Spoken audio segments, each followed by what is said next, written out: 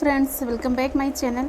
आज हम लोग आधुनिक भारत कवर करेंगे और जो आज का हमारा टॉपिक रहेगा वो रहेगा रॉलेट एक्ट एवं जलियांवाला बाग हत्याकांड। इसी से जो इम्पोर्टेंट पॉइंट रहेंगे आज हम इन्हीं को डिस्कस करेंगे। तो अगर आप हमारे चैनल पर पहली बार आए हैं तो प्लीज़ आप हमारे चैनल को लाइक कीजिएगा और सपोर्ट करिएगा। प्लीज़ आप कंटिन्यू रहिएगा वीडियो में। चलते हैं अपने हम पहले पॉइंट की तरफ। तो आज का जो हमारा पहला पॉइंट है वो रहेगा ब्रिटिश शासन द्वारा। यहाँ पे जो पहला पॉइंट है, ब्रिटिश शासन द्वारा मार्च 1919 में लाए गए रॉलेट एक्ट का मुख्य उद्देश्य क्या था। तो ये जो उद्देश्य था वो क्रांतिकारियों का दमन था। जब रॉलेट एक्ट 1919 में आया था तो अंग्रेज़ ये चाह रहे थे कि जो क्रांतिकारी गतिविधियाँ बढ़ रही थी तो ऐसा एक अधिनियम ला के क्रांतिकारियों का दमन किया जा सकता है, ये इनको रोका जा सकता है ताकि ये अपने चीज़ों पे आगे ना बढ़ सकें। तो इस तरह से ये लोग इसी पे ये एक्ट लाए हुए थे। इसमें 1919 में जो रॉलेट एक्ट आया था उसमें कुछ यहाँ पे इम्पोर्टेंट पॉइंट दिया गया है। तो ये इम्पोर्टेंट जो पॉइंट है वो है, भारत में बढ़ रही क्रांतिकारी गतिविधियों के दमन के लिए सरकार ने वर्ष 1917 में जो न्यायाधीश सिडनी रॉलेट की अध्यक्षता में एक समिति गठित की। इसका उद्देश्य क्रांतिकारियों को कुचलने के लिए एक प्रभावी योजना का निर्माण था। इसके सुझाव पर मार्च 1919 में पारित विधेयक रॉलेट एक्ट के नाम से जाना गया है। इसको कब पारित किया गया था? कभी कभी यहाँ से डायरेक्ट क्वेश्चन आया था। ये तो आपको पता है कि रॉलेट एक्ट 1919 में आया था, लेकिन कब आया था? मार्च 1919 में आया था। ये भी चीज़ें आ जाती हैं। और यहाँ से भी प्रीवियस ईयर क्वेश्चन यहाँ से डायरेक्ट आया हुआ है। जब रॉलेट एक्ट पारित हुआ था उस समय भारत का वायसराय कौन था? तो ये जेम्स फोर्ड था। ठीक है, लॉर्ड कहने की क्या ज़रूरत है।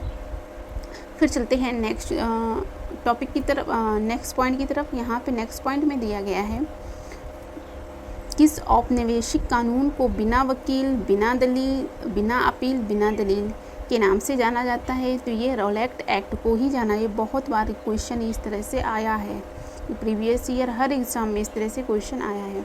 फिर चलते हैं नेक्स्ट क्वेश्चन की तरफ। रॉलेट एक्ट के विरोध में किसके द्वारा देशव्यापी सत्याग्रह चलाने का निर्णय लिया गया था? तो ये महात्मा गांधी जी के द्वारा लिया गया था। फिर आता है, रॉलेट एक्ट के विरोध में किसने लगान न देने के लिए आंदोलन का सुझाव दिया था? तो स्वामी श्रद्धानंद ने ये सुझाव दिया था। फिर नेक्स्ट चलते हैं, नेक्स्ट पॉइंट में क्या आ रहा है, दी अनारकिलल एंड रिवोल्यूशनरी क्राइम एक्ट 1919 सामान्य बोलचाल में क्या कहा जाता है? तो इसी को हम रॉलेट एक्ट के नाम से जानते हैं। ये पॉइंट आप लोग इम्पॉर्टेंट है, ये ध्यान रखिएगा। फिर आता है नेक्स्ट पॉइंट पे, जलियांवाला बाग नरसंहार के पहले कौन सी महत्वपूर्ण घटना घटी थी? तो जो जलियांवाला बाग कब हुआ था? 13 अप्रैल 1919 को हुआ था।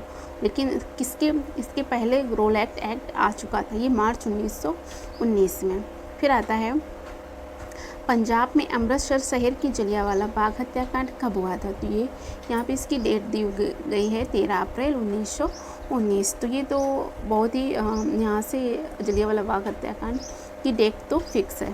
फिर चलते हैं नेक्स्ट पॉइंट की तरफ।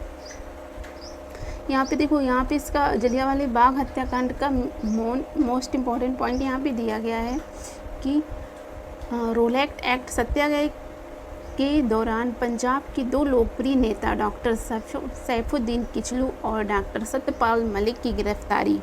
देखो, ये दो क्रांतिकारी नेता थे, इनको उन्होंने अंग्रेज़ों ने गिरफ्तार कर लिया था। तो इससे भी लोग आक्रोशित थे कि गिरफ्तारी और ब्रिटिश दमन का विरोध करने के लिए 13 अप्रैल 1919 को बैसाखी के दिन अमृतसर के जलियांवाला बाग में एक सार्वजनिक सभा बुलाई गई थी। वहाँ पे एक सार्वजनिक सभा हो रही थी, वहाँ पे बच्चे, बूढ़े, नौजवान, औरतें सभी थे। वहाँ पे कोई ऐसी बहुत बड़ी क्रांतिकारी गतिविधि नहीं होने वाली थी, बल्कि एक सामान्य तौर पे एक सार्वजनिक सभा ही हो रही थी, जहाँ जनरल डायर द्वारा निहत्थी भीड़ पर गोली चलवाकर लगभग 1000 लोगों की हत्या कर दी। इस घटना को जलियांवाला बाग हत्याकांड के नाम से जाना जाता है। ठीक है, तो जनरल डायर ने वहाँ पे गोलियाँ चलवा दी और वहाँ पे सारे उसके जो दरवाजे थे, केवल एक दरवाज़ा खुला रहा था और उसके पास कुआं भी था, वो ये दरवाज़ा उसने खोला था। तो और फिर सभी को धड़ाधड़ गोलियाँ भी चला दी। तो अब लोगों के पास तो कुछ नहीं था, कितने वहाँ पे बहुत लोग मारे गए थे। फिर चलते हैं नेक्स्ट पॉइंट पे। यहाँ है जलियांवाला बाग हत्याकांड के बाद विख्यात व्यक्ति ने ब्रिटिश सरकार के द्वारा प्रदान की गई नाइटहुड की उपाधि वापस दे दिया। तो जो ये मोस्ट इम्पॉर्टेंट पॉइंट है, ये बहुत बार आया है कि किसने नाइटहुड की उपाधि वापस की है, तो वो रविन्द्रनाथ टैगोर। और किस लिए उन्होंने वापस की थी, उन्होंने जलियांवाला हत्याकांड के विरोध में वापस कर दी थी। फिर चलते हैं नेक्स्ट पॉइंट पे। जलियांवाला बाग हत्याकांड के विरोध में वायसराय की कार्यकारिणी परिषद की सदस्यता से इस्तीफा किसने दिया, तो के शंकरन नायर ने इस्तीफा दे दिया था। फिर चलते हैं नेक्स्ट पॉइंट पे। ये भी क्वेश्चन बहुत बार रिपीट हुआ है, ये भी इम्पोर्टेंट क्वेश्चन है। जलियांवाला बाग हत्याकांड जांच हेतु ब्रिटिश सरकार द्वारा किस कमेटी का गठन किया गया था, तो ये हंटर कमेटी का गठन किया गया था। जब ये जलियांवाला बाग हत्याकांड हो गया था कि आप लोगों ने ऐसा क्यों किया, बिना बताए आप लोगों ने जो गोलियाँ चला गई, तो एक नॉर्मल सी कमेटी गठित कर दी गई, हंटर कमेटी। फिर चलते हैं नेक्स्ट पॉइंट पे। जलियांवाला बाग हत्याकांड के लिए जिम्मेदार जनरल डायर को किसने लंदन में मार डाला था, तो ऊधम सिंह ने इनको वहाँ पे लंदन में हत्या इनकी कर दी थी। फिर चलते हैं नेक्स्ट। यहाँ पे कुछ दिया है पॉइंट, यहाँ पे फैक्ट भी दिया गया है। कांग्रेस ने जलियांवाला बाग हत्याकांड की जांच हेतु मदन मोहन मालवीय की अध्यक्षता में एक समिति गठित की। समिति के अन्य सदस्यों में मोतीलाल नेहरू, महात्मा गांधी, सी.आर. दास, बदरुद्दीन तैयब जी और M.R. जयकर भी शामिल थे। और यहाँ पे स्वतंत्रता संग्राम से प्रमुख घटनाएं दी गई हैं कि कब कौन सी घटनाएं हुई हैं, इसके सन दिए गए हैं यहाँ पे, आप इसको भी एक बार देख लीजिए। देखो 1885 में एक बार आपका रिवीजन भी हो जाएगा यहाँ से।